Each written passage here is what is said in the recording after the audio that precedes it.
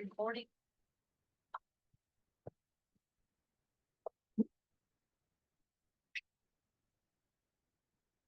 Okay. So very good morning everyone. कल हमने conceptual framework and regulatory framework पढ़ा था. सो एक बार उसका थॉरली रिवीजन करते हैं. देन मैंने आपको बोला था कि हम एसेट्स का वो पार्ट जो इस चैप्टर का रिमेनिंग पार्ट है वो कंप्लीट करके सिंगल एंटिटी का क्वेश्चन सॉल्व करेंगे. व्हाई? बिकॉज अब जैसे सिर्फ 2 ही दिन है, 31 को तो सेशन ही नहीं है, उसके बाद ऑनलाइन सेशंस लगेंगे. तो एक दो क्वेश्चंस आप जब मेरे साथ कर लोगे सिंगल एंटिटी के, तो जब हम ऑनलाइन डिस्कस करेंगे तो आप लोगों के लिए कंफर्ट जोन क्रिएट हो जाएगा कि हाँ हमको कहीं ना कहीं हम इस चीज से फेमिलियर है. नहीं तो आप सिंगल एंटिटी से नफरत करने लगेंगे, जो नहीं चाहते अपन. ठीक है. सो मैम कल हमने रेगुलेटरी फ्रेमवर्क पढ़ा था. रेगुलेटरी फ्रेमवर्क मींस मैम एक फिक्स्ड फॉर्मेट प्रोवाइड करता है to make the financial statement comparable. ठीक है, understandable. Am I clear? So ma'am जब भी रेगुलेटरी फ्रेमवर्क बोलता है तो वो बोलता है कि while following the regulatory framework you have to keep in mind 3 laws: national laws, EU directives and SEBI.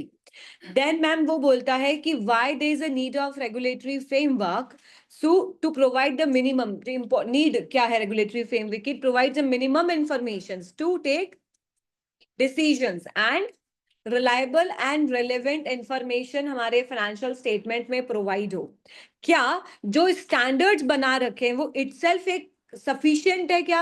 नहीं. Along with regulatory framework, along with the support of national standard setter, आप उनको अप्लाई नहीं कर सकते. तो जो हमारे normal accounting standards बने हुए हैं या IFRS और IAS, वो सफिशिएंट नहीं होते.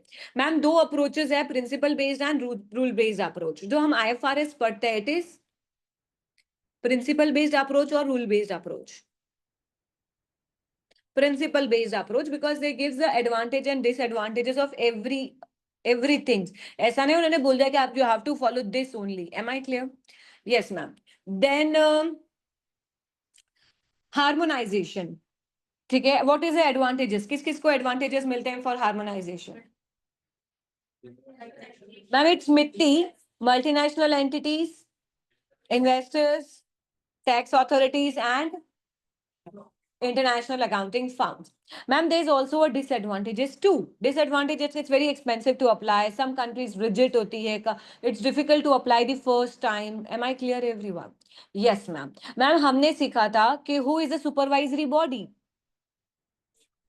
Who is responsible for creation of development and boards? Boards अकेले काम करती है with the support of national standard setters के साथ काम करती है. ठीक है, वो एक्सपोजर ड्राफ्ट इशू करती है, डिस्कशन पेपर्स इशू करती है, then they will going to issue the discussion, then they will issue the IAS and IFRS. Then interpretation कौन इशू करता है? गाइडेंस इफ्रिक इशू करता है, but it should be approved by the board. ठीक है, इफ्रिक किस किस पे गाइडेंस दे सकता है? मैम कुछ अगर conflict between, yes, if there is a conflict between the existing, if there's a conflict between existing IFRS में आपस में conflict हो रहे हो, या any matters which is not mentioned on the IAS and IFRS and people have them some issues, so IFRIC उस पे guidance दे सकता है, मतलब new issues पे भी दे सकता है. Am I clear everyone? Yes ma'am. Then advisory council, who gives the advice to the, what advisory council किसको advise करती है? सबको. मैम बोर्ड्स को देती है एंड ट्रस्टीज को देती है कि उनकी मीटिंग का एजेंडा क्या होना चाहिए, उसका उनका स्टैंडर्ड सेटर क्या होना चाहिए, प्रोजेक्ट कौन सा होना चाहिए, मैम कौन सा वर्क प्रायोरिटीज पे होना चाहिए. Am I clear? So and sustainability board हमने पढ़ा था 2021 में इशू हुआ है. उसमें S1 है which is general disclosure of sustainability objective. And क्या कोर कंटेंट होना चाहिए उसमें? It's called grazim. आप ऐसे याद रखोगे ना तो याद नहीं होगा. You have to remind the shortcut, नहीं तो एग्जाम्स में इतने सारे आ जाएंगे कि हमको याद ही नहीं रहेगा. ठीक है, am I clear everyone? Yes ma'am.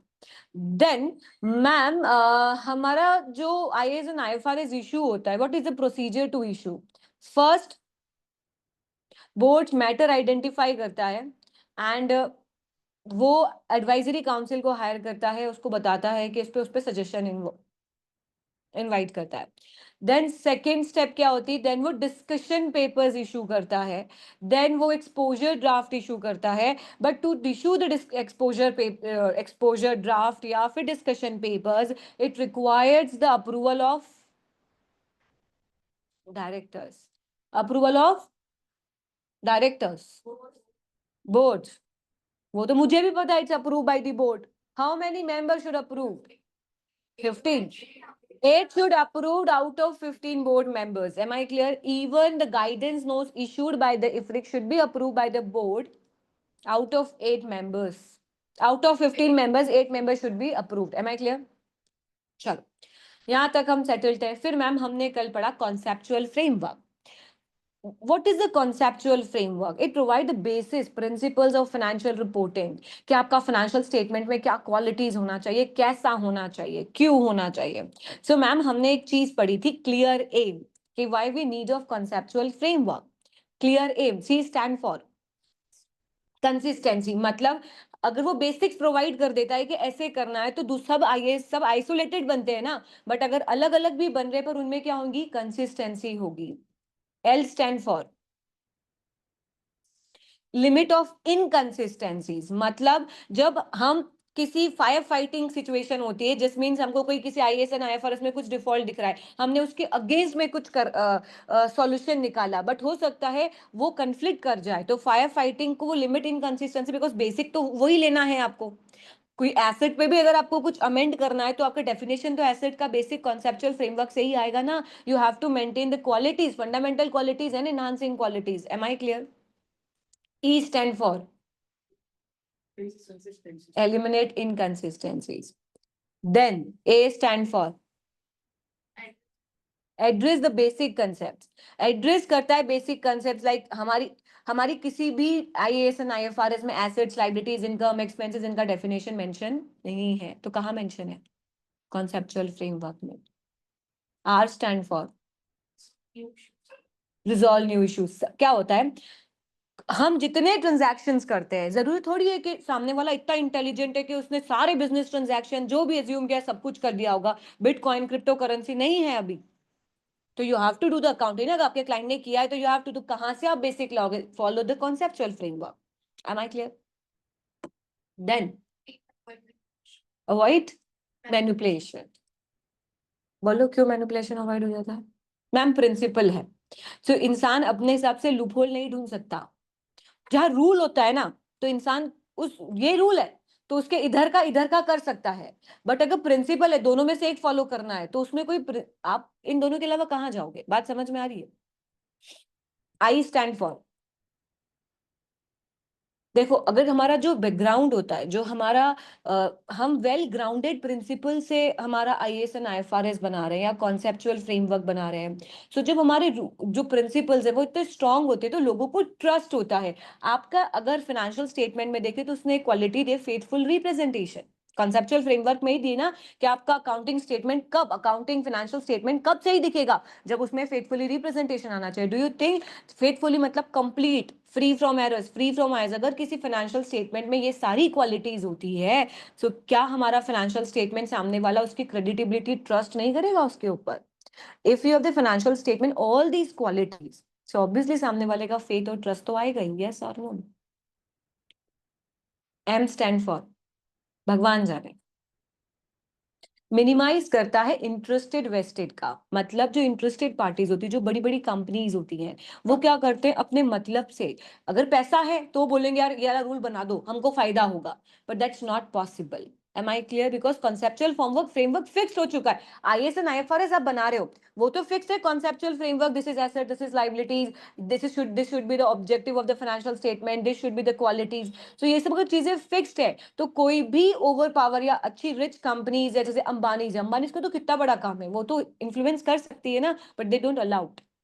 M I clear everyone? Why? अब जो हमारा कॉन्सेप्चुअल फ्रेमवर्क है, उस कॉन्सेप्चुअल फ्रेमवर्क में कुछ चीजें डिफाइन की गई है, लाइक ऑब्जेक्टिव्स, लाइक डेफिनेशंस। ठीक है, डेफिनेशंस दे रखी है। फिर डेफिनेशंस किसकी, मैंने आपको याद है, मुझे नहीं पता, आप डोंट नो, बट मैंने जब मैंने एफए का स्टार्टिंग बैच लिया था, आप लोगों ने ज्वाइन किया नहीं, आई डोंट नो, बट उसमें मैंने एक चीज बताई थी दैट हमारा जो फाइनेंशियल स्टेटमेंट होते हैं, चाहे statement of P and L, balance sheet, SOFP, SOPL, cash flows, every, मतलब उनमें सिर्फ 5 ही एलिमेंट्स हो सकते हैं। या तो कोई आइटम आपका इनकम होगा, या तो एक्सपेंस होगा, या तो एसेट्स होगी, या तो लाइबिलिटीज होगी, या तो इक्विटी होगी। इस 5 आइटम्स के बियॉन्ड आपकी बैलेंस शीट में या पी&एल में कोई भी ट्रांजैक्शन आ ही नहीं सकता। करके देख लो, कोई भी बिजनेस ट्रांजैक्शन देख लोगे ना, या तो वो आपके एसेट्स होगी, या तो एक्सपेंसेस होगा, या तो इनकम होगी, या तो लाइबिलिटीज होगी, उसके बियॉन्ड कुछ हो ही नहीं सकता। इट्स मींस दैट ये जो 5 एलिमेंट है कहाँ डिस्क्राइब किए गए हैं, कॉन्सेप्चुअल फ्रेमवर्क में। Am I clear? आप इनको कब रिकॉर्ड करते हो, कब भी रिकॉग्नाइज करोगे, everything is mention under the conceptual framework. Am I clear? Yes ma'am. Then so today what is the objective of conceptual framework? Ma'am simple सी बात है, कॉन्सेप्चुअल फ्रेमवर्क एक ही चीज पे काम करता है कि to provide the information in a that manner that सामने वाला क्या ले पाए, डिसीजंस ले पाए, investors, suppliers, vendors, dealers, everything. और ऑब्वियसली आप फाइनेंशियल स्टेटमेंट क्या खुद के लिए समझने के लिए देख रहे हो क्या, बस कि हाँ अच्छा लग रहा है इस कंपनी का देखे, नहीं, obviously you want to take a decision. Everyone has a different different decisions, ठीक है। चल, फिर मैम इसमें आया था क्वालिटेटिव कैरेक्टरिस्टिक्स। कोई भी फाइनेंशियल स्टेटमेंट में कौन सी क्वालिटेटिव कैरेक्टरिस्टिक्स होनी चाहिए, यस और नो? तो मैम हमने कल पढ़ा था कौन सी 2 कैरेक्टरिस्टिक्स होनी चाहिए, कौन सी? Fundamentals and enhancing. Ma'am fundamental qualitative characteristics में 2 फीचर्स होने चाहिए, relevance and faithful representations. If we are talking about relevance, relevance considers the 4 qualities. कौन सी? फर्स्ट, सबसे पहले इट इन्फ्लुएंस द डिसीजन। और देखो, कोई इंफॉर्मेशन कितनी रेलेवेंस है वो मटेरियलिटी पे डिपेंड करती है, ठीक है। आपको एसेट का डिसीजन लेना है तो क्या आप डेटर्स देखोगे? तो आपके लिए मटेरियल इंफॉर्मेशन कौन सी होगी, प्लांट एंड मशीनरी वाली। It's means to take what information is relevance for you is depends upon the materiality concept. Am I clear? So याद है, मटेरियलिटी क्वालिटी का थ्रेशोल्ड है, आपके लिए कौन सी इंफॉर्मेशन क्वालिटी है, क्वालिटी वाइज आपके काम की है, वो उसका थ्रेशोल्ड है। जैसे डेटर्स चेक करने हैं, एज अ ऑडिटर आप जब किसी कंपनी के डेटर्स चेक करने जाओगे, ठीक है, you are appointed to check the debtors. अब debtors for you is material. अब 1 लाख डेटर्स है तो it's possible to check each and every debtors? No. तो क्या करोगे, सैम्पलिंग करोगे। सैम्पलिंग करोगे या फिर आप एक थ्रेशोल्ड लगा देते हो, जैसे हमारी एक्सेल शीट पे हम थ्रेशोल्ड लगा देते हैं कि जो भी 1 लाख से ऊपर है वो आ जाए, बाकी खत्म। तो इट मीन जिसके भी अमाउंट 1 लाख से ऊपर है वो आपके सामने होंगे। इट्स ए क्वालिटी का threshold. Am I clear? Then 2 words और होते हैं, कौन से? प्रिडिक्टिव एंड, आप सिंपल सी बात करो, आप कोई प्रिडिक्ट कर रहे हो तो उसका आपको क्या चाहिए, कंफर्मेशन। तो ma'am confirmatory. Am I clear? Then faithful representation. Faithful representation, तो हमने इसमें 4 क्वालिटीज पढ़ी थी, कौन सी? सबसे important quality, substance over form. उसका लीगल फॉर्म कुछ भी कह रहा हो बट उसका वजूद, इट्स मींस हमने 2 केसेस पढ़े अभी सब्सटेंस ओवर फॉर्म के, which represent the quality of faithful representation. कौन से? मैम हमने पढ़ा था preferential shares. If it is a redeemable preferential shares, even though it is share, but the quality या the nature of that shares is considered as a loan because it's a redeemable, उसका feel ही हमको loan वाला आ रहा है। Similarly अभी हमने एक और चीज पढ़ी थी, that is sales and lease, sales repurchase agreement, where we see there is a sale, हमने पैसा भी रिसीव किया है बट अकाउंट फॉर्म में वो नहीं है, उसका लीगल फॉर्म भले से सेल्स है बट उसका फॉर्म वो नहीं है, तो हमने उसको या तो लीज ट्रीट किया है या तो लोन ट्रीट किया है। Am I clear everyone? So this is example of substance over form, or that substance over form is the example of the financial faithfully representation. Am I clear? So जब आप ये चीज करते हो तो आप कौन सी क्वालिटी को मीट कर रहे हो, फेथफुली रिप्रेजेंटेशन की। Then completeness, then free from errors and free from biasness. Am I clear? ठीक है, this is the quality of faithful representation. Then हमने इनहांसिंग क्वालिटेटिव कैरेक्टरिस्टिक्स पढ़ी थी, कौन सी?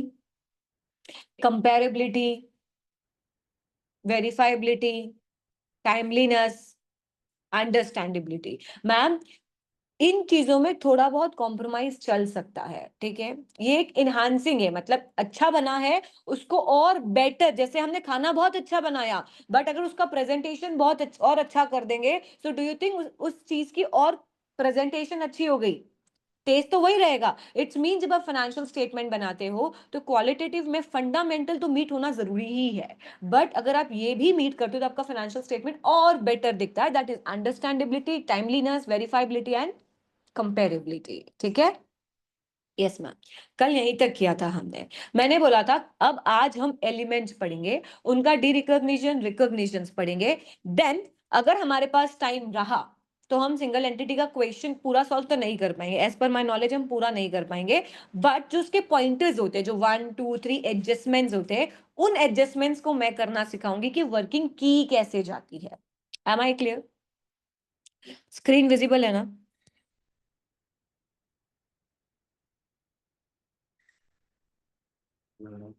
यस। कोई बोला क्या?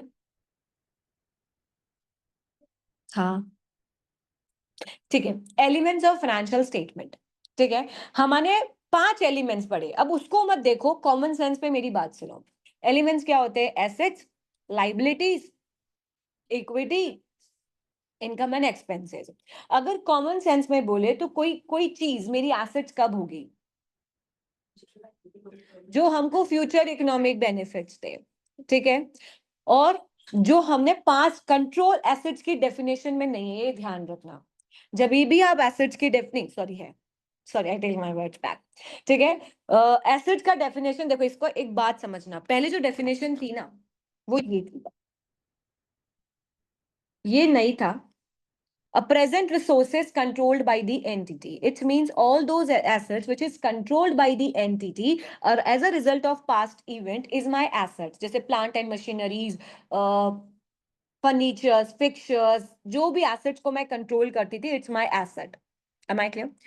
But बाद में इन्होंने इस चीज को amend किया, ठीक है, विद द टाइम उन्होंने कॉन्सेप्चुअल फ्रेमवर्क को अमेंड किया और उसमें एक वर्ड यूज किया, that is economic resources. Economic resources means even though वो एसेट आपका नहीं है। इसका एग्जांपल पता है कौन सा है? Lease. In case of lease, जब आप लीज में एंटर करते हो, suppose there is a building जिसकी लाइफ है 15 ईयर्स, आपने लीज में एंटर किया फॉर अ 5 ईयर्स, किया एंटर, तो in that case you are going to record right of use of assets. Is this your asset? अगर लॉजिकली हमारी definition, ये इकोनॉमिक वर्ड छोड़ दो, सिर्फ resources controlled by the entity pricing from, generally asset क्या होती है? जो मेरी हो, जिस पर लीगल टाइटल मेरा हो, जिसमें ऑनरशिप मेरी हो, तो क्या वो बिल्डिंग आपकी एसेट है? नहीं, फिर भी आप रिकॉर्ड तो कर रहे हो write of use of asset से, just because of economic words की वजह से। दोज जो आपको बेनिफिट्स दे रही है, जो आपको फ्यूचर बेनिफिट्स दे रही है, even though you don't have a legal control, still you have to record as an asset। बात समझ में आई? आफ्टर दैट अब लीज और ये मैच हो गया, नहीं तो पहले कॉन्ट्राडिक्ट होता था। मुझे बताओ, अगर कॉन्सेप्चुअल फ्रेमवर्क और आईएएस में कॉन्ट्राडिक्शन है या कॉन्फ्लिक्ट है, which one is prevail? Conceptual framework and standards, IAS and IFRS जो बनाए हैं उनमें कॉन्फ्लिक्ट्स है, आपस में कुछ ही चीज के लेके नहीं मैच हो रहे हैं, तो which one is prevail? IFRS. Keep in mind, जो कॉन्सेप्चुअल फ्रेमवर्क है ना वो ब्रॉडर लेवल पे बनाए गए हैं, बट जो आईएएस एंड आईएफआरएस है वो बहुत डिटेल स्टडीज, डिटेल मतलब बहुत थ्योरी, बहुत बहुत लोगों को इन्वॉल्व करके बनाए गए हैं, बहुत थॉट दे के बनाए गए हैं। सो कौन सा प्रिवेल होगा हमेशा? IFRS standard. Economic resources is a right that has a potential to produce the economic benefit। समझ में आया? आफ्टर दैट अब लीज, पहले तो लीज ना अलग ही आता था, अगर आप अभी नहीं, जब आप हमने जब पहले पढ़ा है या आप पहले भी कभी पढ़ते हैं ना, तो जैसे operating lease and financing lease, financing lease में क्लासिफाई करने के अलग क्राइटेरियाज होते थे, वैसा होता था। अब क्या बोला है?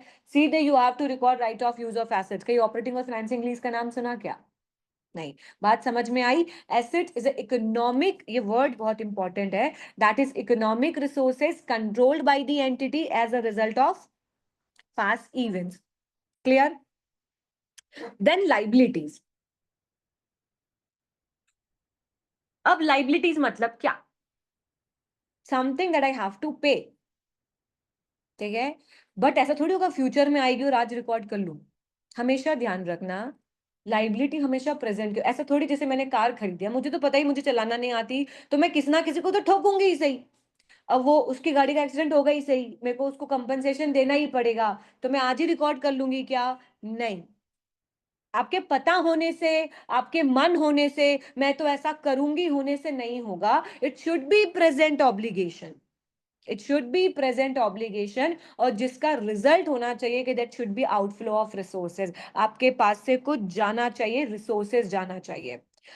ठीक है, और ऑब्वियसली पहले ठोका होगा फिर ही पैसे दूंगी ना, ऐसा थोड़ी कि फ्यूचर इवेंट होगा उसका पैसा आज दे दूं। बात समझ में आई? तो it's always always liability should be a present obligation to a transfer of economic resources as a result of past event. हमने प्रोविजन पढ़ा था, वहां प्रेजेंट ऑब्लिगेशन तो थी, इधर भी है। आपको पता है लाइबिलिटी और प्रोविजन में क्या डिफरेंस है? दोनों ही लाइबिलिटी के आइटम्स हैं, है ना? बट जब ये जो आइटम होता है ना लाइबिलिटीज में, कंपलसरी पैसा जा रहा है, मतलब 95% चांसेस है दैट यू हैव टू पे, मतलब आपने गाड़ी ठोकी है एंड सामने वाला कंपनसेशन लेगा ही और देना ही है। और प्रोविजन कब बनता है पता है? प्रोविजन इन दैट केस बनता है जब प्रोबेबल हो, नॉट पॉसिबल। हमेशा ध्यान रखना, पॉसिबल में नहीं बनता है, प्रोबेबल में बनता है। It's means more than 50% chances that you have to pay the amount. बात क्लियर है? इक्विटी, इक्विटी मतलब क्या? ऑनर्स का पैसा। तो कहना इसे बचा कुचा इंटरेस्ट इन द कंपनी, मतलब कैसा? देखो, जब भी कंपनी वाइंड अप होगी, कभी भी कंपनी को सेल सेल आउट करेंगे हम, तो हम सारी एसेट्स को बेचेंगे, देन व्हाट वी डू, सारी लाइबिलिटीज को पे करेंगे। चाहे हमारे ऑनर्स ने 1 लाख रुपए लगा रखा हो, बट जब नेट एसेट 60,000 की ही आएगी, तो ऑनर्स को 60 दोगे कि 1 लाख? 60 ही जितना बचा, क्योंकि ऑनर्स उतना ही जेब से तो कहां से लाके देंगे ना। तो इट्स मींस दैट कंपनी में बचा कुचा इंटरेस्ट, तो इसको इसको टर्म्स में क्या बोला जाता है? Residual interest in the assets after deducting all its liabilities. Am I clear? Can we say net assets, residual interest in the net assets? Am I clear? Yes ma'am. Income and expenses, पहले हम traditional approach से चलते थे, that is all the incomes credited in the statement of P&L is consider as are income, all the debit items expenses should be considered as a expenses। अभी हम जो पढ़ रहे हैं वो बैलेंस शीट अप्रोच से पढ़ रहे हैं। आप एसेट्स का वैल्यू बढ़ रहा है, it's gives the feeling of profit, it's give the feeling of income. So ma'am, जब भी इंक्रीज इन एसेट्स होता है, तो उसका इनवर्स क्या होगा? Decrease in is consider is your income. और एक्सपेंस क्या होगा? जब एसेट कम हो रही, feeling give the feeling of the loss, तो डिक्रीज इन एसेट्स, उसका उल्टा क्या हुआ? Increase in liability is consider is your expense. Am I clear? Ma'am एक बात बताओ, एसेट बढ़ रहा है, तो इधर में अगर इक्विटी में देखें तो इक्विटी भी बढ़ेगी तभी बैलेंस शीट मैच होगी। यस और नो? अगर लाइबिलिटी कम हो रही है, तो अगर ये नहीं है, लाइबिलिटी कम हो रही है, तो ऑब्वियसली इक्विटी बढ़ रहा होगा बैलेंस करने के लिए। यस और no?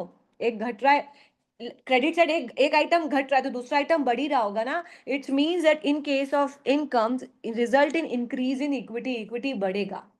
In case expenses, there is a result in decrease in equity। am I clear everyone? Logic भी बैठ पा रहा है या नहीं? This is called assets, liabilities, equities, incomes and expenses। Traditionally follows a statement, हम financial position वाली approach follow कर रहे हैं, rather than profit and loss approach in recognising the income in a traditional profit and loss. Am I clear everyone? Exams में अगर आपको definitions आती है, तो increase in equity, increase in incomes, increase in assets और increase in liability करके आएगा। तो जब इंक्रीज इन एसेट हो रहा है, it's give the feeling of profit, तो उसका उल्टा इन्वर्स कर लेना। यस और no? And similarly if it is a liability, so increase in asset, उसका inverse increase in liability. Okay, अब बात आती है एसेट्स। उसने एसेट्स को फर्दर एक्सप्लेन किया दैट, अब ये तो हम लोगों को, एक मिनट,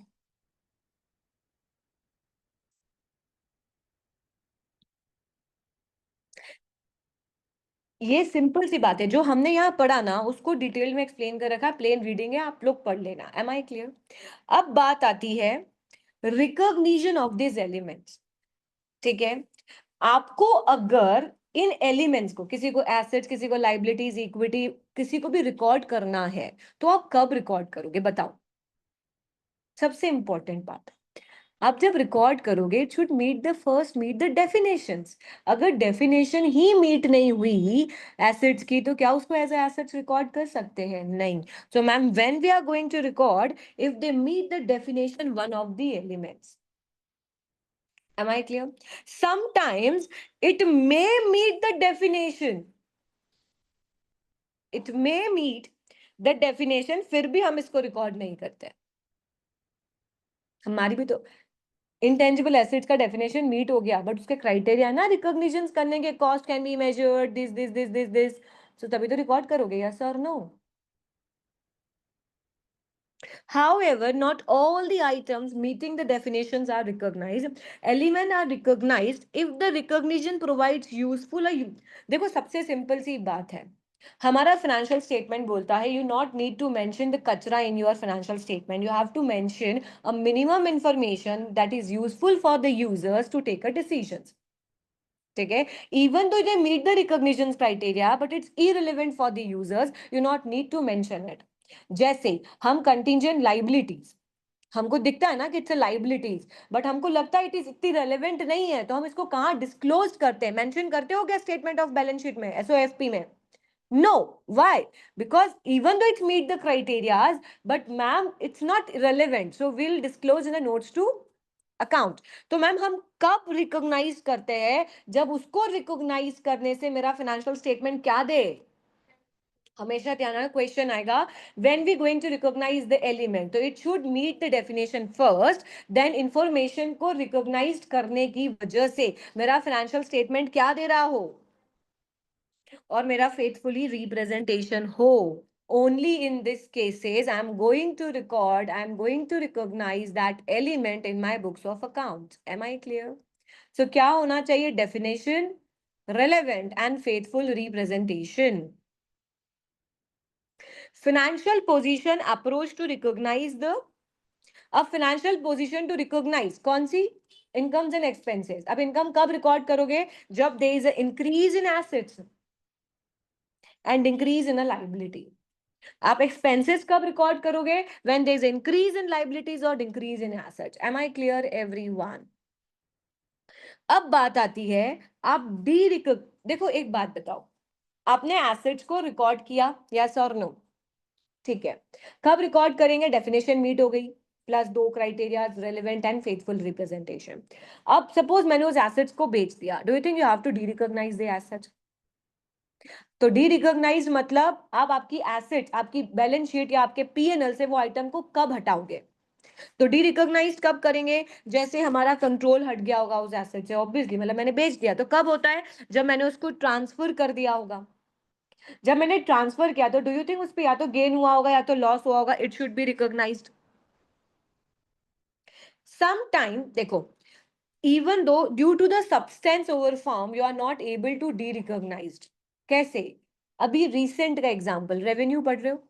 रेवेन्यू में रीपर्चेज एग्रीमेंट पढ़ा? रीपर्चेज में हमने सामने वाले को सेल किया, तो हमारे पास से गुड्स गए ना, मिस्टर बी के पास गए और हमको पैसा मिला, बट हमारी बुक्स बोल रही इट इज नॉट सेल। तो आप सेल नहीं रिकॉर्ड कर रहे हो, तो जो गुड सामने वाले के पास गए, क्या उसको डी रिकॉग्नाइज किया? नहीं, स्टिल हम हमारी बुक्स में ही उसको स्टॉक रिकॉर्ड कर रहे हैं, यस और no? So ma'am, in that case we are not going to derecognise. बात समझ में आ रही? Due to substance over, an entity sells a building for 2 million and retains the right to buy it back for 3 million in a 5 years. It means that, can I say it's a repurchase agreement? आज बेचा है, 5 साल बाद मैंने right retain कर रखा है कि I'm going to repurchase it for 3 million. At the date of sale, the building had a fair value. The property prices are expected to rise. The entity does not de-recognize the building from its statement of financial position. The entity has not lost control over the building because its ability to buy the building back for the substantially less than fair. अब ये वाला जो बोला ना less than fair value and this, because ये क्यों बोल रहा है? Because ये पुराना जो हमारा रीपर्चेज एग्रीमेंट था ना, जब मैंने आपको बोला था कि वहां फेयर वैल्यू से भी कंपेयर किया जाता है उसके बेसिस पे, पर अभी हमारे सिलेबस में दो ही प्राइस कंपेयर की जाती है, that is repurchase price and Original selling price. Am I clear, everyone? And whatever the cash received should be recognized as a loan liability. Done. Assets, liabilities, equities, incomes and expenses clear है. उनको record कब करना है, उनको de-record कब करना है. Am I clear, everyone?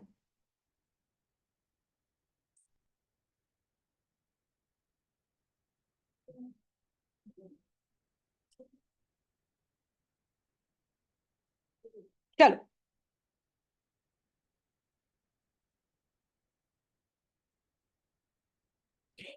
B quick to answer it. ठीक है. आई रियली वांटेड कि एक बार थ्योरेटिकल क्वेश्चंस मेरे साथ कर लो, क्योंकि सबका इंटरप्रिटेशन अलग अलग आता है इस चैप्टर के at least.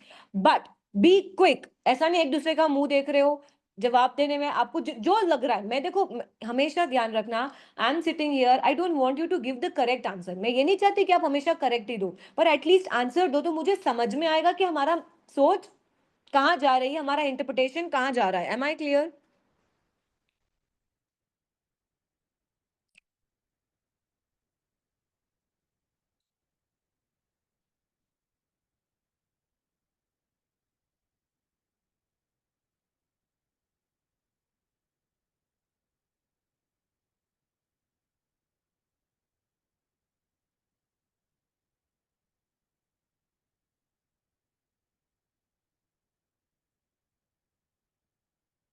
Okay. Which of the following gives the best description of objective of financial statements set by the International Accounting Standard Board conceptual framework for the financial reporting?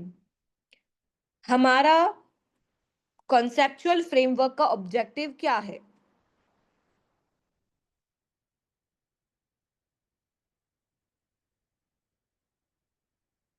Objective क्या है conceptual framework का?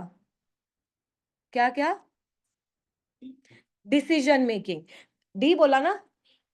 To provide the financial reporting users to be making decisions to provide, क्योंकि हमारा ultimately aim क्या है? हमारी ये सारी requirements जरूर हैं, but objective नहीं है. Clear? अब which statement is true and false regarding the regulatory framework? Accounting standard in their own provide a complete regulatory framework क्या? False. अभी मैंने बताया था accounting standard itself not a complete regulatory framework. A regulatory framework is required to ensure that financial reporting meets the need of primary users. True. Okay, मेरे को no सुनाई दिया. बात समझ में आई ना? ट्रू क्यों? बिकॉज वी वांट, क्या यूजर्स की नीड्स क्या होती है कि मिनिमम इंफॉर्मेशन में डिसीजन ले पाए, उनको रिलेवेंट एंड रिलायबल इंफॉर्मेशन दे पाए. क्लियर? कंप्लीटनेस किस में आएगा? रेलेवेंस के faithful representation. Completeness. Predictive. Neutrality. The International Accounting Standard Board's conceptual framework for financial reporting identifies the qualitative characteristics of financial statement. Which two of the following is not the fundamental qualitative characteristics? Reliability and comparability. Clear? चलो, ये definitions दे रखी है, इसको meet करना है. Expenses का कौन सा वाला? First, second, third, fourth?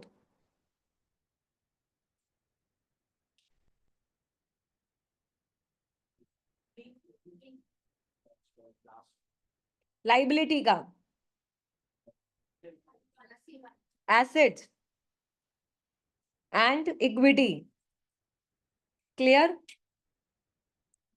Which of the following criteria need to be satisfied in order for element to be recognized in the statement of P&L? Elements को recognized करने के तीन criteria कौन कौन से थे? तो बोलो इसमें कौन सा है? First, second, fifth. तो व्हाट इज द आंसर? ए. बात समझ में आई? क्लियर है? सेटल्ड है? What describes define information that relevant to the user of financial statement? कौन सी information relevant कहलाएगी? Relevant की definition में क्या आता है? Relevant पूछा है. ए कैसे हो गया?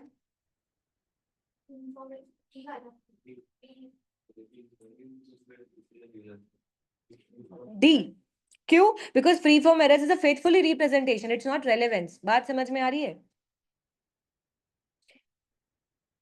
विच description is most representative of the accounting framework? हम जो आईएफआरएस एंड आईएफआरएस आईएएस पढ़ रहे हैं, वो प्रिंसिपल बेस्ड फ्रेमवर्क है कि रूल बेस्ड है? तो इट इज ट्रू और फॉल्स? ट्रू। क्या लीगल ऑब्लिगेशन है that you have to follow? No, it's accounting concept. Accounting concept कभी भी लीगली एप्लीकेबल नहीं होता है। It's not company law, it's not the income tax law. Am I clear? Which of the following advantages below are the likely the advantages of global harmonization? Greater comparability between different firms. Advantage or disadvantage? Greater comparability between the legal system.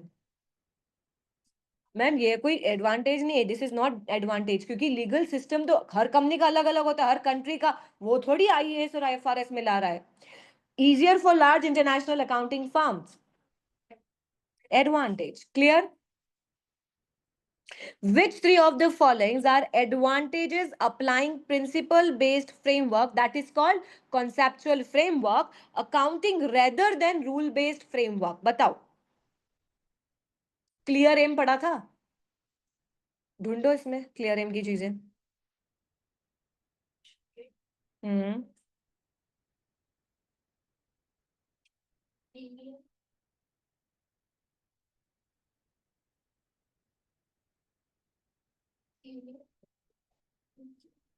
समझ में आया क्यों?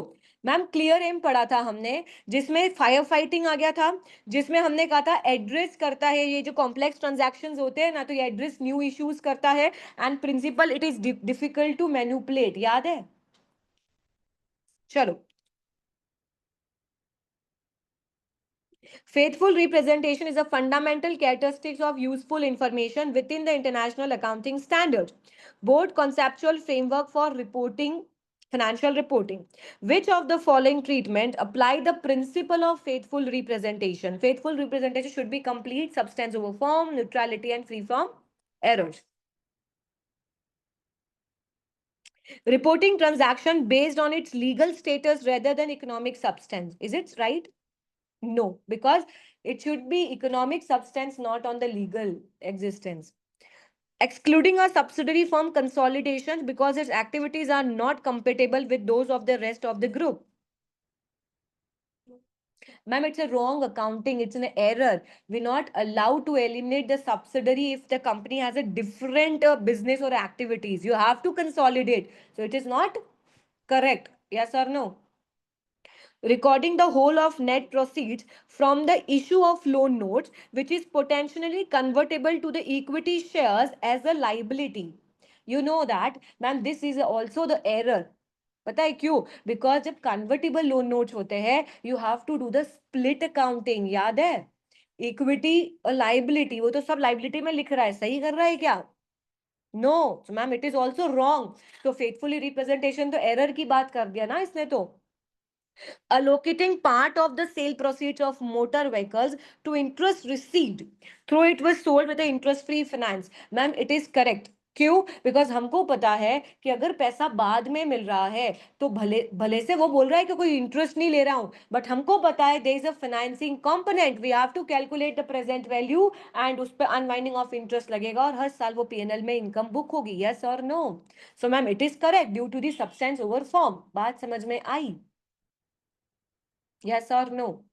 ये तीनों errors है, accounting errors है। अगर ये सही होते तो हम बोलते क्या इंफॉर्मेशन कंप्लीट है, तो ये फेथफुल रिप्रेजेंटेशन को रिप्रेजेंट कर रहा है, पर गलत है। यस और नो?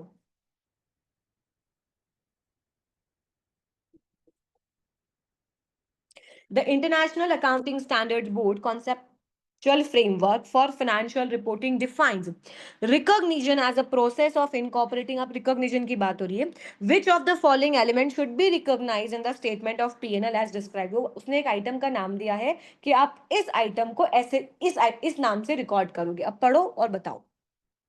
ये जो कहानी दे रखी है इसको हमको वो बोल रहा है कि हम नॉन करंट लाइबिलिटी रिकॉर्ड करेंगे। Provision for possible hurricane damages to the entity located in the area expenses high incidence of hurricanes. No ma'am. Why? Because ma'am it is possible। मतलब कैसा है? बाढ़ आएगी, ऐसा लगता है आएगी क्योंकि यहाँ पे तो बहुत आती है, तो आज नॉन करंट लाइबिलिटी रिकॉर्ड कर दो। नहीं, ये पहले के जमाने में चलता था कि इंटेंशन भी है तो कर लो, लोग मैनिपुलेट कर देते थे ना इससे, अपना प्रॉफिट कम करना है, लाइबिलिटी रिकॉर्ड करो, चलो देना है। तो इसमें तो मैम लाइबिलिटी कैसे हो सकती है? पॉसिबल है ना? Is it not present obligation, yes और no? In equity, irredeemable preferential shares, yes ma'am, because ma'am अगर यहाँ रिडीमेबल प्रेफरेंशियल शेयर्स होता तो हम बोलते इक्विटी नहीं जाएगा, तो ma'am this is correct, yes और no? A trade receivables, and देखो अभी आई एम अज्यूमिंग कि आपका पूरा सिलेबस डन है, इसके बेसिस पे क्वेश्चंस कर रहे हैं, क्योंकि ये जो पॉसिबल आ गया ये आईएएस 37 के हिसाब से हो गया, ये इरिडीमेबल प्रेफरेंशियल शेयर्स आ गया तो ये फाइनेंशियल एसेट्स और लायबिलिटी के हिसाब से हो गया। अब जो ट्रेड रिसीवेबल्स आ रहा है ये विद रिकोर्स और विदाउट रिकोर्स, जो फाइनेंशियल एसेट्स एंड लायबिलिटीज का लास्ट वाला टॉपिक है ना, उसके बेसिस पे है। an amount 10,000 due from customer which has been sold, मतलब आपने कस्टमर को गुड्स बेचे, आपका एक 10,000 के रिसीवेबल्स हैं जिसको आपने फैक्टर को बेच दिए हैं। Pay with no recourse to the seller, there is no concept of recourse, तो क्या ये ट्रेड रिसीवेबल्स रिकॉर्ड होने चाहिए 10,000 के? No, because ma'am with recourse में रिस्क एंड रिवॉर्ड्स मेरे होते हैं, तब मैं उसको डी रिकॉग्नाइज नहीं करता हूं। बट जब नो रिकोर्स आ गया, without recourse, it means all the risk of the bad debts with the seller, सामने वाले के पास है, तो I am not going to record as a trade receivables. In revenue, the whole proceed from the sale of item of manufactured plant which has been maintained by the seller for the 3 years. अरे मैंने अपना एक plant बेच दिया जिसको मैं use करता था, वो मेरा कभी रेवेन्यू का पार्ट कैसे बन सकता है? बन सकता है क्या? क्यों? क्योंकि वो मेरा मेन बिजनेस ही नहीं है ma'am. Revenue includes only those incomes which is generated from my main core activities, और it is not my main core activities, तो I am not going to record. Am I clear?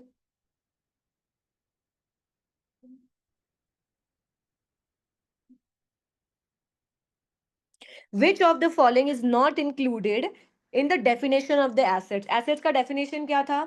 Present economic resources controlled by the entity arising from, बताओ कौन सी line इसमें match नहीं हो रही?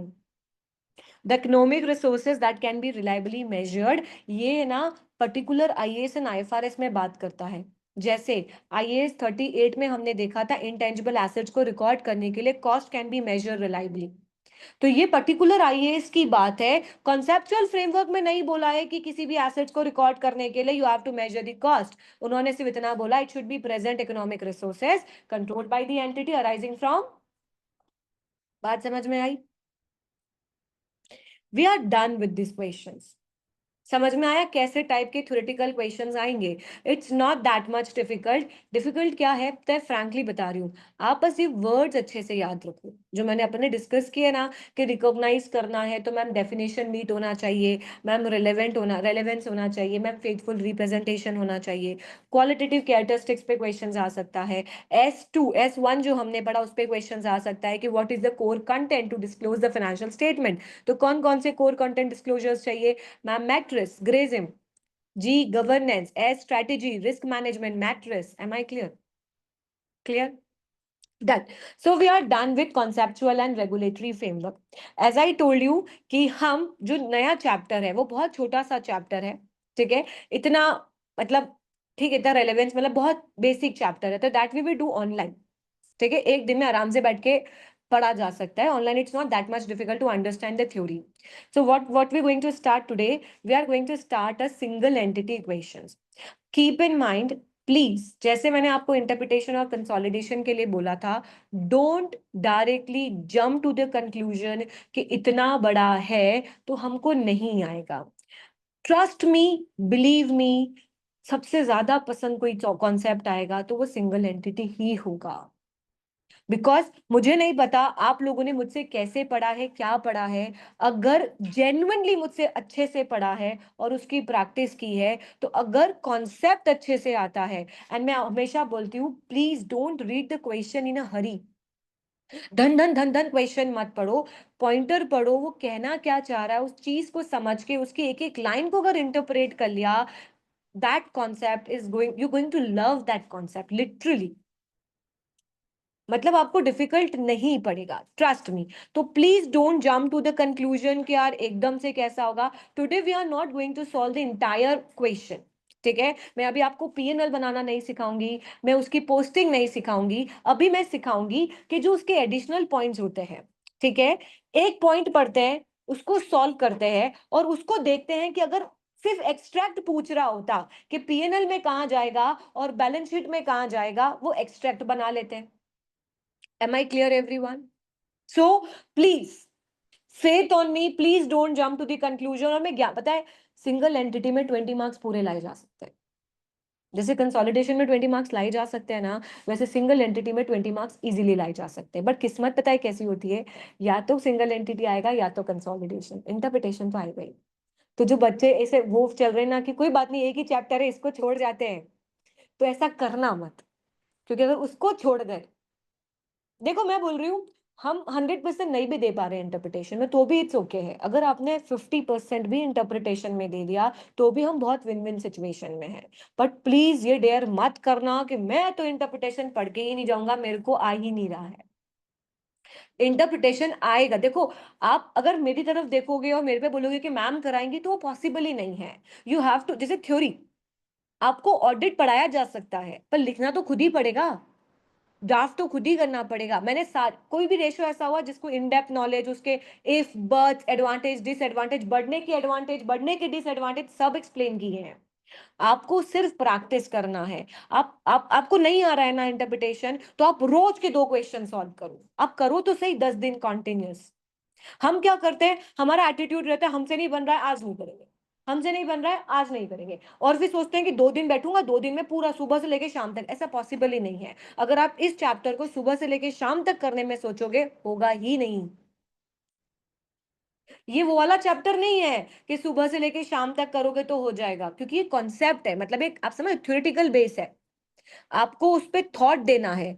जब हम एक दिन में 5 क्वेश्चन करने की कोशिश करते हैं, तो हम हर क्वेश्चन पे इक्वल थॉट नहीं दे पाते, क्योंकि हमको जल्दी रहती है करने की। आप एक क्वेश्चन लो, 2 घंटा पढ़ो, 2 घंटा दो, 3 घंटा दो, आराम से पढ़ो, कहाँ जल्दी है जाने की। 3 घंटा दो इंटरप्रिटेशन का, और कोई हरी नहीं है, एक क्वेश्चन ही करो। Am I clear everyone? करके तो देखो। और प्लीज ना, ये जो थॉट है ना दिमाग से कि हमसे नहीं बन रहा है, हमसे नहीं बन रहा, अगर ये कंटिन्यू किया, तो मैं लिटरली बोल रही हूँ आपसे नहीं बनेगा। हम जो सोचते हैं, हमारा बॉडी वैसे ही काम करता है, हमारा ब्रेन वैसे ही ऑपरेट होगा। हाँ नहीं बनेगा बेटा, तू करके देख, अब तो बनेगा ही नहीं। अब तो तू कर ले, वो वैसा होता है। तो हमेशा खुद को बोलो कर लेंगे, क्या है यार, 20 मार्क्स का तो है, ऐसे ही कर लेंगे, इतना तो आता है मेरे को, मैं रेशियोज हमेशा इस एटीट्यूड में रहो, रेशियो तो निकाल ही लूंगा। कुछ नहीं आएगा, कुछ तो पॉइंटर्स मैम ने सिखाई दिए और कुछ नहीं आएगा, उसमें से नहीं मिले मर्जी से लिख के आ जाऊंगा, पर मैं कुछ तो लिख के आ जाऊंगा मेरे मन के सेटिस्फैक्शन के लिए कि मैं लिख के आया।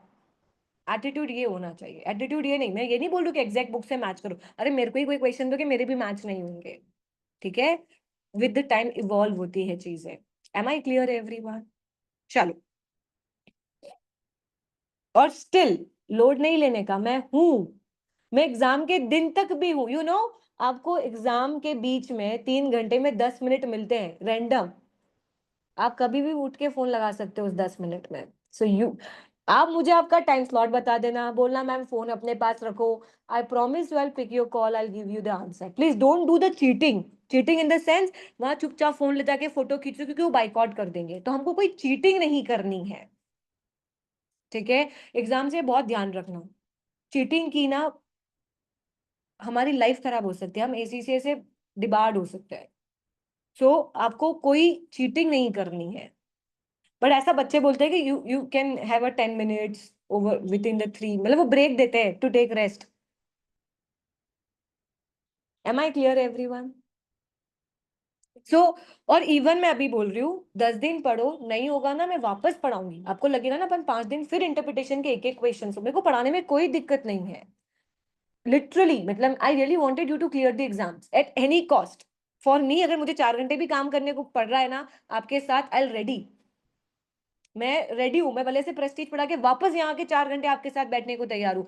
बट टीचर तभी एफर्ट्स करता है जब उसको बच्चों की साइड से एफर्ट्स दिखते हैं। देखो ये फैक्ट है, आप अच्छा करोगे ना, मैं तो चाह ही रही हूँ आप पास हो, आप एफर्ट्स करो, आपसे 110% एफर्ट्स मैं लगाने को तैयार हूँ।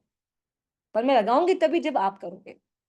तो जो मैं बोल रही हूँ 10 दिन क्वेश्चंस करके देखो, फिर नहीं होगा तो अपन साथ में बैठ के एक एक लाइन का मीनिंग समझाने को तैयार हूं। Am I clear? चल, अब क्वेश्चन देख के घबराना नहीं, बस।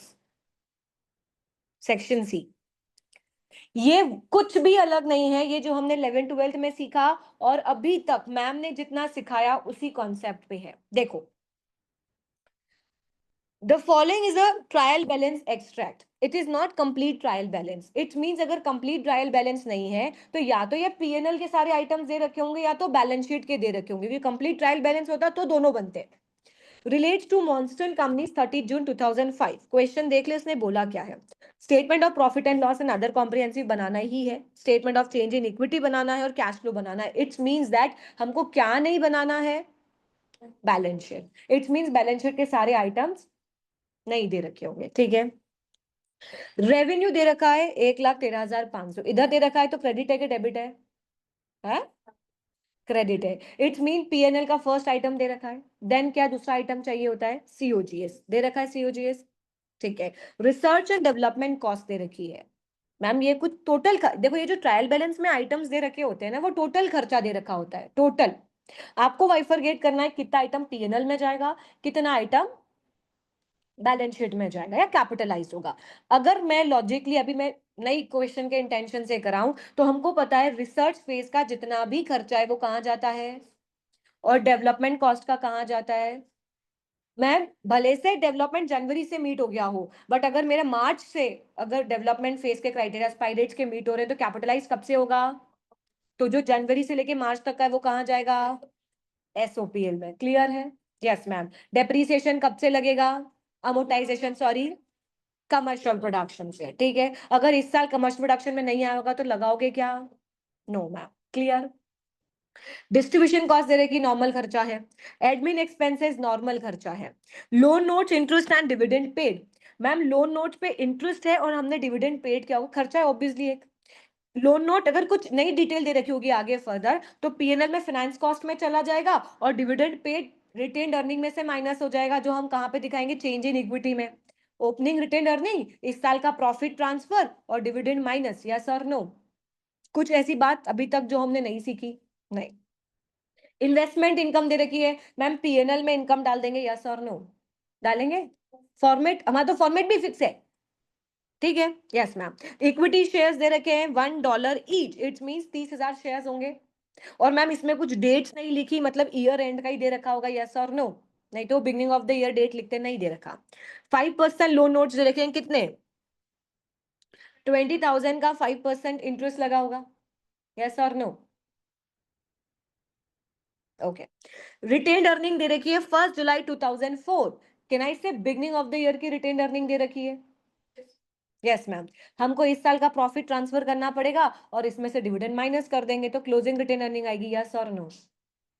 रिवैल्यूएशन सरप्लस, मैम ये भी बिगनिंग ऑफ द ईयर का दे रखा है। तो जब हम statement of change in equity बनाते हैं तो लिखते हैं ना ओपनिंग बैलेंसेस और ईयर के मूवमेंट्स और देन क्लोजिंग बैलेंसेस आता है, यस और नो? उसमें एडजस्टमेंट्स आएंगे, यस और no?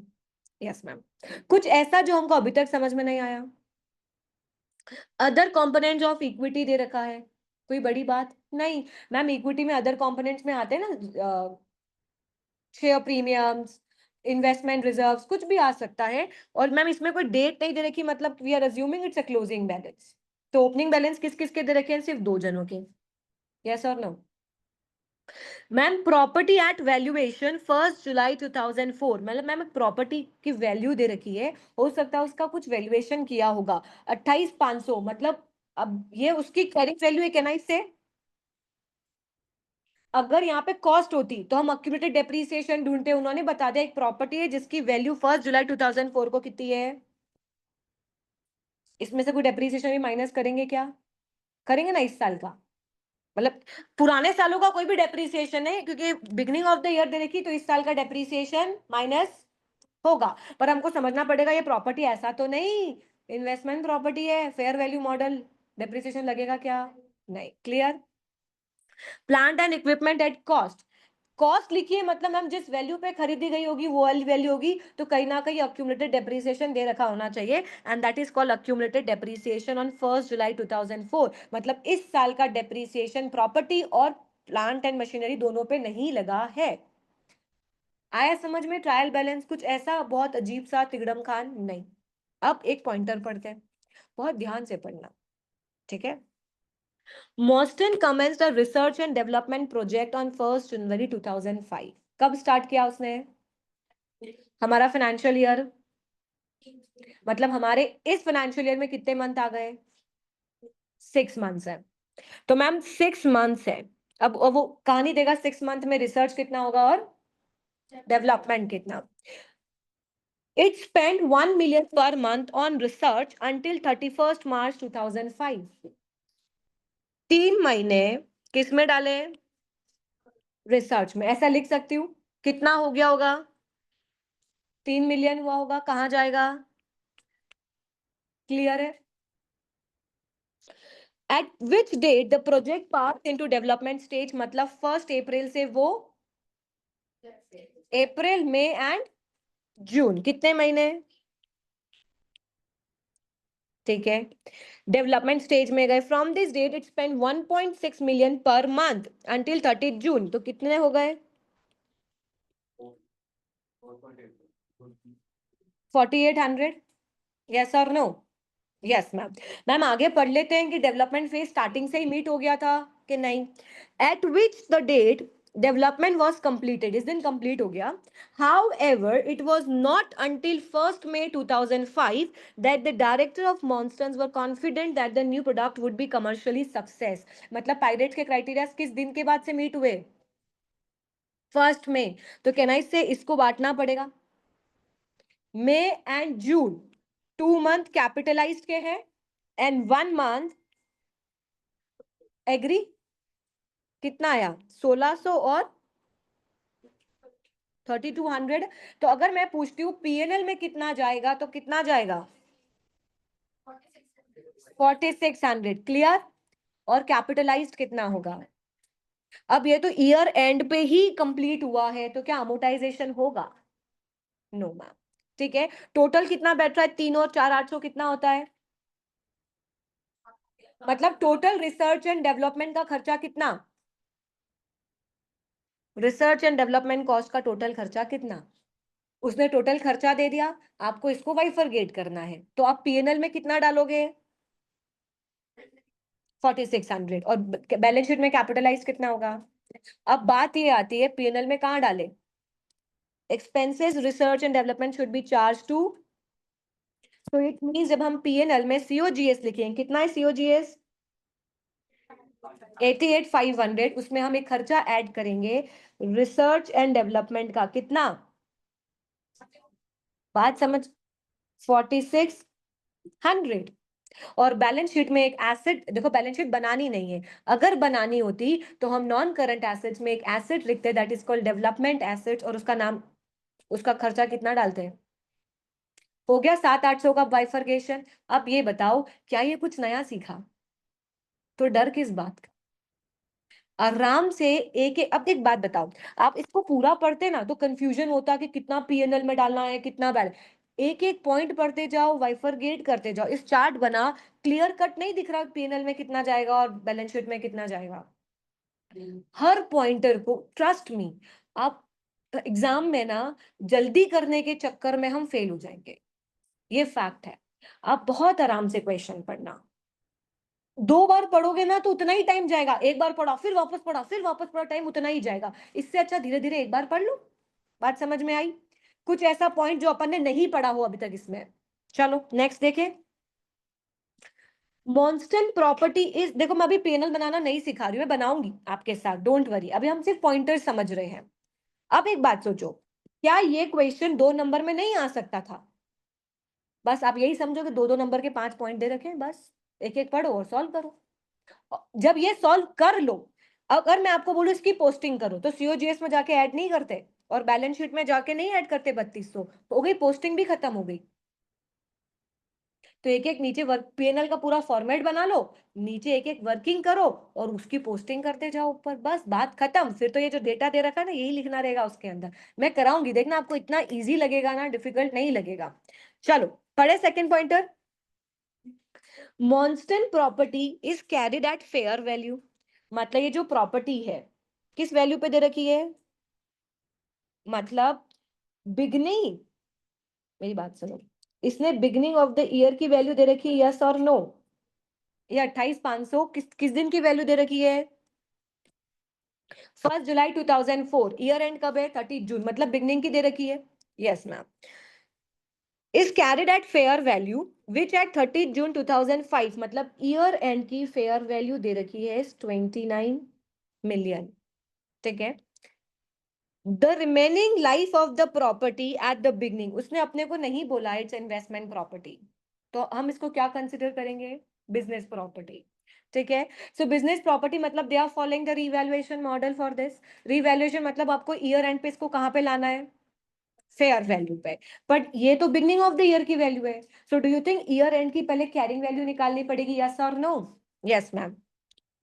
The remaining life of the property at the beginning of the year was, so you have to depreciate for 15 years. कितना आया पर ईयर का डेप्रिसिएशन? मैम 28,500 में से कितना माइनस करेंगे? 28,500 में से कितना माइनस करेंगे? 1900। कितनी आई fair value? 26,600। Do you think this is my carrying value and I have to revalue the assets to its fair value कितने पे?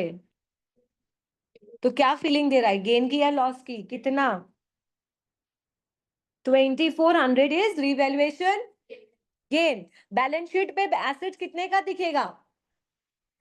29,000 का। डेप्रीसिएशन कितना जाएगा उस साल का? पीएनएल में 1900 का डेप्रीसिएशन जाएगा। और ये जो गेन है ये कहां जाएगा? अदर कॉम्प्रिहेंसिव इनकम में एज अ रीवैल्यूएशन गेन जाएगा। मतलब पूरा पीएनएल बना लेंगे, नीचे ओसी है। अब इसकी पोस्टिंग करें, सिर्फ इसी पॉइंट की अगर पोस्टिंग करें तो मेरे पीएनएल में एक डेप्रीसिएशन जाएगा कितने का? ओसीआई में रीवैल्यूएशन गेन जाएगा 2400 का। डाल देना पीएनएल में जाके, बस जहां आपको वो बोलेगा कहां डालना है डेप्रीसिएशन, उसमें जाके ऐड कर देना। पीएन बैलेंस शीट में ओसीआई में जाके रिवैल्यूएशन गेन ऐड कर देना, दैट इज कॉल्ड 2400। यस और नो? ऐसा कुछ तिगड़म जो हमने नहीं पढ़ा? नहीं। चलो मैम, मॉन्स्टन does not make annual transfer to retained earning. याद है हमको एक ऑप्शन था एडिशनल डेप्रीसिएशन लगता है तो, पर वो उसने क्लियर बोल दिया कि हम एनुअल ट्रांसफर नहीं कर रहे हैं, तो कोई लेना देना ही नहीं, बात खत्म। Ignore deferred tax on revaluation. Generally revaluation पे डेफर्ड टैक्स लगता है, this is called deferred tax का कॉन्सेप्ट में, पर उसने इग्नोर करने को बोल दिया, बच गए। नहीं तो हमको सर कटना पड़ता, पर अभी तो बच गए, आगे आएगा। चलो ये तो हुआ प्रॉपर्टी का केस। फिर वो बोल रहा है plant and equipment is depreciated at 15% per annum using the reducing balancing method. मतलब आपको कितना डेप्रिसिएशन लगाना है? 15% डब्ल्यूडीवी पे लगाना है। इट्स मींस आपको क्या दे रखा है? कॉस्ट दे रखी है और आपको दे रखा है अभी तक का depreciation. Do you think carrying value निकालोगे? कितनी आएगी? मैम 27,100 है, उसमें से 9,100 माइनस करेंगे तो हमारी रिटर्न डाउन वैल्यू आएगी कितनी? 18,000 वैल्यू आई। और डेप्रिसिएशन कितना बोला उसने? तो मैम डेप्रिसिएशन लगाएंगे कितना? 2700। एसेट्स का वैल्यू कितना आया? 15,300। अगर मैं इसकी पोस्टिंग करूं तो मैम पीएनएल में डेप्रिसिएशन जाएगा कितना? 2700, यही जाएगा ना? और मैम एसेट्स कितने का दिखेगा? ठीक है, तो मैम इन टोटल मेरा डेप्रिसिएशन एक और का गया, दैट इज कॉल्ड, नहीं कितना था? 2700। यस और नो? वो बोल रहा है no depreciation has yet been charge. Obviously beginning की वैल्यू दे रखी तो हमको भी पता है डेप्रिसिएशन चार्ज नहीं हुआ है, और चार्ज कहां करना है? टोटल कितना बैठा डेप्रिसिएशन का? 4600 मतलब 4600। तो मैम यहाँ पे जाएंगे और डेप्रिसिएशन ऐड करेंगे 4600, इसका भी डेप्रिसिएशन, एक का 2700, एक का 1900। अब हाँ, जो भी हो, बात समझ में आई? यस और नो? क्या ऐसा था जो हमने नहीं पढ़ा? तो डर किस बात का? बस बहुत आराम से पढ़ना, आराम से पढ़ के आराम से इसकी पोस्टिंग करना। अब इसने बोला सीओजीएस में डालना है, तो सीओजीएस में डालते जाओ, एक कैलकुलेशन आ जाएगी सीओजीएस की। यस और नो? डन। देखो मैं आप लोगों के भरोसे हूं, हाँ, डेप्रिसिएशन सब चीजों में 28,500 को ही डिवाइडेड बाय 15 किया है ना। हाँ, मालूम पड़ा है कुछ पीछे अलग आए ने बोले आपने गलत करा है, तो सही करना। चलो, अब the 5% loan notes was issued on 1st July 2004 at its nominal value 24 million। Ma'am loan notes issue किए हैं, ठीक है, तो कौन सा चैप्टर लग गया? Financial assets and financial liability. ठीक है, कब इशू किया है? 1 जुलाई 2004 को। अब ये छोड़ो मैम, जब फाइनेंशियल लायबिलिटी रिकॉर्ड की जाती है तो there are two method, fair value through P N L और amortize cost. Fair value through P N L generally apply होती नहीं है एफआर में, तो हमको किस पे लगाना पड़ेगा? Amortise cost, initially recorded at less transaction cost. Very good. तो मैम ये तो नॉमिनल वैल्यू है, और उसने बोला डायरेक्ट कॉस्ट इनकर्ड हुई है 5 लाख की, तो ये लेस करना पड़ेगा। आप इनिशियली लोन कितने पे रिकॉर्ड करोगे? Ma'am 20,000 minus 500, that is called 19,500 पे रिकॉर्ड होना चाहिए लोन। यस और नो? बट उसने क्या किया? उसने बोला ये जो 500,000 है उसने एडमिन में चार्ज कर दिया। सही किया क्या? सही किया क्या? बोलो। मैम गलत किया, पीएनएल में तो जाना ही नहीं चाहिए, ये हमारे लोन नोट से माइनस होना चाहिए। तो हम पीएनएल में जाएंगे, कहां पे डाला इसने खर्चा? कितने का था एडमिनिस्ट्रेशन खर्चा? 6,800। इसमें 500 रुपए ऐड है ना, हटा दो। गलत किया है तो सही तो करना पड़ेगा। यस और नो? Yes ma'am. अब लोन नोट्स कितने के हो गए? 19,500। रेट ऑफ इंटरेस्ट क्या है? कैन आई से this is my coupon rate? Yes ma'am. The loan notes will be redeemed after 3 years at a premium. Whenever I see premium, discount, transaction cost, ma'am मेरे को आता है there must be a effective rate, ठीक है? और interest PNL में किस rate पे जाता है? इफेक्टिव रेट पे। कूपन रेट से पेड करते हैं, बट चार्ज किस रेट से करते हैं? क्यों? ताकि ये जो भी सारे खर्चे हैं वो कवर हो पाए, जो पीएनएल में इक्वली बट पाए। It gives the loan effective cost is, मतलब पीएनएल में फाइनेंस कॉस्ट कितनी जाएगी? मैम 19,500 का 8%। क्यों? Because opening balance plus interest payable minus interest paid is equal to closing balance. Interest paid coupon पे निकलता है, पर जो पेबल, जो पीएनएल में फाइनेंस कॉस्ट बुक होती है वो किस पे निकलती है? इफेक्टिव रेट पे। तो कितना आया? 1560। इट्स मीन्स पीएनएल में फाइनेंस 1560। तो मैम जब पीएनएल बनाएंगे और लेस करेंगे फाइनेंस कॉस्ट, तो कितनी माइनस होगी? M I clear? मैम एक बात समझ में नहीं आई, इसने यहाँ पे लोन नोट इंटरेस्ट दे रखा है और डिविडेंड पेड दे रखा है 5,000 का। तो देखो, अगर इसने ये खर्चा पीएनएल में चार्ज कर दिया है ना, तो उसने लोन कितने का माना होगा? 20,000 का माना होगा कायदे से। और उसने कूपन रेट पे ना लगा के उसने 5% पे इंटरेस्ट लगा, तो कितना हुआ? उसने पीएनएल में उसके उस खर्चे में कितना इंटरेस्ट डाला होगा? 1,000। आउट ऑफ 5,000 इंटरेस्ट कितना था? 1,000। बात समझ में आ रही है? उसने गलत ही की ना, काउंटिंग ही गलत कर दी। यस और नो? हमारे हिसाब से 1,560 इंटरेस्ट लगना चाहिए था, क्योंकि 19,500 इज द वैल्यू। उसने क्या कंसिडर की वैल्यू? बात समझ में आई? ये पॉइंटर क्लियर हुआ सबको? पीएनएल में इंटरेस्ट कितना जाएगा, बैलेंस शीट में लोन कितना दिखेगा? अगर बैलेंस शीट बनानी होती तो ma'am opening balance is 19,500, interest paid 1,560, payable sorry interest payable, और इंटरेस्ट पेड कितना होता? 1,000। क्योंकि नॉमिनल वैल्यू 20,000 पे कितना परसेंट देते? 5% देते। आपने कमीशन लिया या आपको डिस्काउंट लगा, आपको खर्चा लगा, वो आपकी बुक की अकाउंटिंग है। सामने वाले ने तो 20,000 का लोन दिया है ना आपको, 20 मिलियन का, तो वो तो उसी पे इंटरेस्ट लेगा। तो 20 मिलियन का 5%, और देन क्लोजिंग बैलेंस, ये जो क्लोजिंग बैलेंस आता वो आपका पीएनएल का बैलेंस होता है, यस और नो, ए बैलेंस शीट का बैलेंस होता। बात समझ में आई? अब बताओ ऐसा कुछ है जो हमने नहीं सीखा? इट्स मीन जब आप सिंगल एंटिटी के क्वेश्चन सॉल्व करते हो इसमें कुछ भी नया नहीं है। कंसोलिडेशन में नए कॉन्सेप्ट सीखे थे। आप बताओ मैंने कुछ भी सिखाया क्या? मैंने कोई मेहनत नहीं की, मैंने सिर्फ रिवीजन करा। इट्स मींस आप पता है अगर सिंगल एंटिटी के सारे क्वेश्चन सॉल्व कर लोगे ना, ये सारे पॉइंटर्स सॉल्व कर लोगे, तो ये आपका कॉन्सेप्ट, आपके ए और बी के क्वेश्चंस आपको और वेराइटीज के क्वेश्चंस मिल गए। जितने ज्यादा क्वेश्चन सॉल्व करोगे उतना अच्छा स्ट्रॉन्ग आईएएस एंड आईएफआरएस के कॉन्सेप्ट्स होंगे। Am I clear everyone?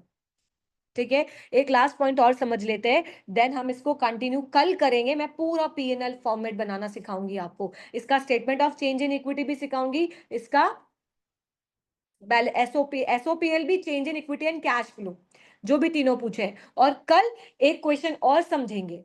अब आज ये पूरे एडजस्टमेंट तो सीख ले, तो कल एडजस्टमेंट तो नहीं बताने रहेंगे, सीधे पोस्टिंग करनी रहेगी। बात समझ में आई? अब provision for current tax for the year is 1.2 million is required, मतलब करंट टैक्स का पेबल कितना है अपना, इनकम टैक्स का कितना प्रोविजन चाहिए? मैम 1200 का इनकम टैक्स खर्चा आना चाहिए, पीएनएल में आना चाहिए करंट टैक्स के नाम से, together with increase to the deferred tax provision to be charge to profit and loss. मतलब इस साल वो बोल रहा है कि आपको डेफर्ड टैक्स प्रोविजन इंक्रीज करना है, कितने से? तो अगर पीएनएल में हमको एक लाइबिलिटी खड़ी करनी है 8 लाख 800,000 मतलब 800 से, तो जब डीटीएल क्रिएट करना है तो पीएनएल में क्या करना पड़ेगा, खर्चा बुक करना पड़ेगा, यस और no? Income tax expenses is your expenses, इसमें डीटीएल क्या कर देंगे, यस और नो? नहीं मतलब अपने अपन डीटीएल डीटीए में जीरो हो चुके हैं। हाँ वो अब नहीं, 2000 कहाँ जाएगा, ये भी नहीं जाएगा। कहाँ 2000 चला? बैलेंस शीट में भी 2000 नहीं जाएगा, बैलेंस शीट में करंट लाइबिलिटीज में जाएगा 1200, और नॉन करंट लाइबिलिटीज में अलग अलग जाएगा। सेम मत कर दें, देखो मेरी बात सुनो। नहीं क्यों लिखोगे? आप एक बात बताओ, जब आप डीटीएल और डीटीए बनाते हो आप गवर्नमेंट को कुछ नहीं देते हो, इट्स अ बुक एंट्री। मैंने सिखाया था ना, it just a book entry to, ताकि हमारे पापा हमको पागल ना बोले कि भाई तुमने, क्योंकि हमारा इनकरेंट टैक्स किस पे पेबल होता है, टैक्सेबल प्रॉफिट पे, और हमारी बुक्स का प्रॉफिट अलग आता है। आपने बैलेंस शीट में लिया 10,000 और आपकी बुक्स बोल रही है कि आपको तो 12,000 पे करना था, तो हमारे पापा एक थप्पड़ लगाएंगे कि 10,000 क्यों किया तूने। तो उस 10,000 को 12,000 शो हो, इसीलिए हम डीटीएल और डीटीए क्रिएट करते हैं, just a book entry, it's not पे टू दी गवर्नमेंट। इसीलिए इन बैलेंस शीट में हम 1200 का अलग इनकम टैक्स लाइबिलिटी दिखाएंगे under the current tax, under the current liability के अंदर। और ये जो 800 रुपए है ये नॉन करंट लाइबिलिटीज में डीटीएल के प्रोविजन में जाके ऐड होगा। और अल्टीमेटली जब ये एडजस्टमेंट होता जाएगा ना, जब खत्म हो जाएगा तो डीटीएल का बैलेंस जीरो हो जाएगा। बात समझ में आई? तो हमेशा आप पीएनएल में जो भी एडजस्टमेंट करो करंट टैक्स में, अंडर प्रोविजन या ओवर प्रोविजन या डीटीएल या डीटीए का, बैलेंस शीट में तो करंट ईयर का प्रोविजन मतलब करंट ईयर का ही प्रोविजन, मतलब 1200 मतलब 1200 ही, आप एडजस्टेड फिगर नहीं लिख सकते। क्लियर है? क्योंकि आप पीएनएल में अंडर एंड ओवर प्रोविजन का भी इंपैक्ट देते हो, पर वो पीएनएल तक ही सीमित है, बैलेंस शीट में तो 1200 ही जाएगा। पर गंभीर स्थिति दिख रही है डीटीए डीटीएल की। तो क्या करना है उसके लिए? उसके लिए आपको घर से जाके एक बार डीटीएल डीटीएल ये सब पढ़ लो। नहीं आएगा तो will do the deferred tax concept, क्योंकि बिना डेफर्ड टैक्स का कॉन्सेप्ट समझे, बिना टैक्सेशन का कॉन्सेप्ट समझे, आप सिंगल एंटिटी के क्वेश्चंस एक भी क्वेश्चन सॉल्व नहीं कर सकते। हर क्वेश्चन में मिलेगा, टैक्स तो हर एंटिटी को भरना है। बात समझ में आई? सो मैम यहाँ पे पीएनएल में 1200 प्लस 800 इनकम टैक्स खर्चे में दिखेगा, क्यों? बिकॉज डीटीएल का प्रोविजन बनाना है, प्रोविजन बनाना है ना, प्रोविजन इज अ लाइबिलिटी। जब लाइबिलिटी बनानी है तो पीएनएल में खर्चा डालना पड़ेगा, और खर्चा डालना है तो आपने एक खर्चे को बढ़ा दिया, income tax expenses also expenses, 800 रुपए बढ़ा दिए। तो मैम जब फॉर्मेट बनाएंगे तो इनकम टैक्स एक्सपेंसेस जब लिखते हैं ना लेस टैक्स, उसमें कितना माइनस करेंगे, 2000। क्लियर है? और बैलेंस शीट में लाइबिलिटी, करंट लाइबिलिटी में कितना जाएगा इनकम टैक्स, 1200, और 800 कहाँ जाएगा, डीटीएल में। डन? ठीक है, अब ये लास्ट पॉइंटर अपन कल समझेंगे, दिस इज अ डिविडेंड, कुछ नहीं है। मेरी बात समझ में आई? ये ओवरऑल पूरा सिंगल एंटिटी एक ही कंसेप्ट पे है जो आप पढ़ के आए हो, कुछ भी अलग नहीं है। आप जितना इसकी प्रैक्टिस करोगे ना, उतना आपको 2 नंबर के वैरायटीज ऑफ क्वेश्चंस देखने को मिलेंगे। Am I clear everyone? Done? समझ में आया? जो आज थ्योरी पढ़ी उसको पढ़ लेना, देन सिंगल एंटिटी का ये क्वेश्चन, क्वेश्चन नहीं भी करोगे मेरे को चलेगा, बट जो हमने आज ये 4 पॉइंटर्स करे हैं, एक बार करके तो देखना कि क्या हम मैडम की बातों पे ही हाँ हाँ हाँ कर रहे थे, कि लॉजिकली हमारे हिसाब से भी यही होना चाहिए था। डन? ओके।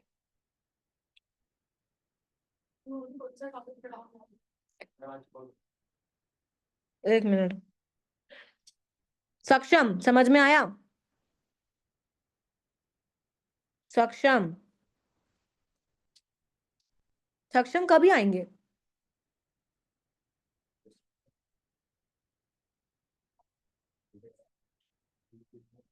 धीरज, यस मैम। समझ में आया? जो भी पॉइंटर्स डिस्कस किए आपको आए समझ में कि नहीं? यस मैम, आ गए सारे। ठीक है। अब आओगे ही नहीं क्या इंस्टीट्यूट? मैम अब एक दिन पहले फिर क्या ही आना।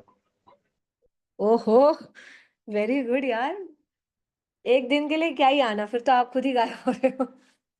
चलो, bye bye everyone, enjoy your day.